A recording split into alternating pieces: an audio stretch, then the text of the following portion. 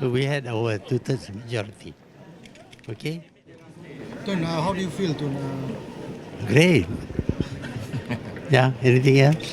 And what's next, Tun? Manakan susunan kita?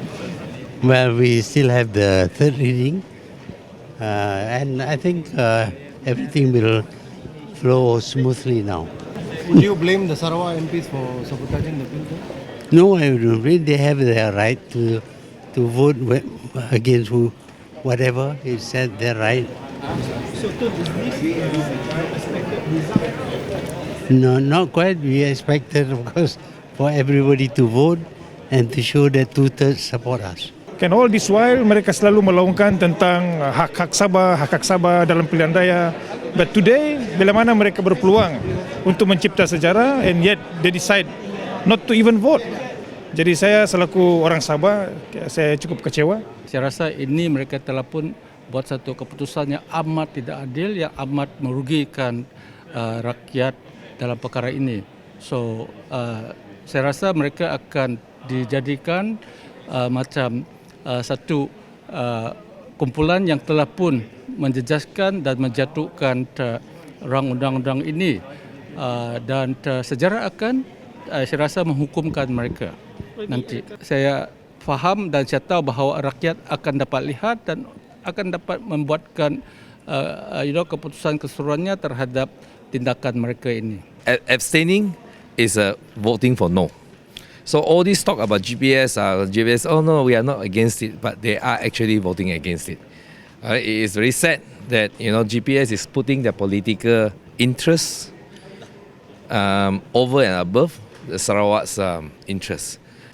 My only explanation, I think, is that their ego and pride is too big to accept anything from the other side that it's not coming from them. All right, they have loaded over Sarawak for so long, so many years. Right, so I mean, and that now they think they are now putting. What is worse is that they are putting their political interests over and above the interests of Sarawak. What is stopping the PH government from reintroducing the bill with the requests met?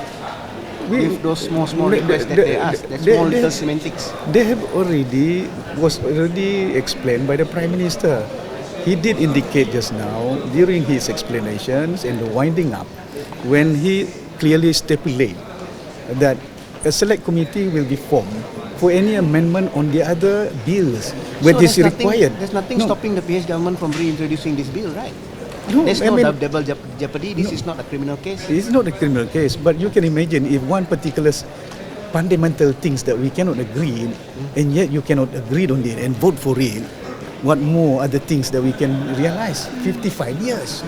We have waited for such a long time.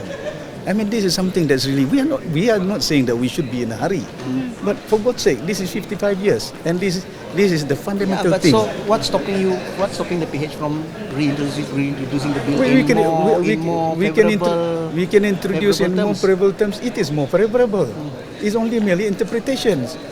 I mean, barely you asking or select committee. The select committee has already decided just now. So are you saying that this kind of bill will never be introduced again?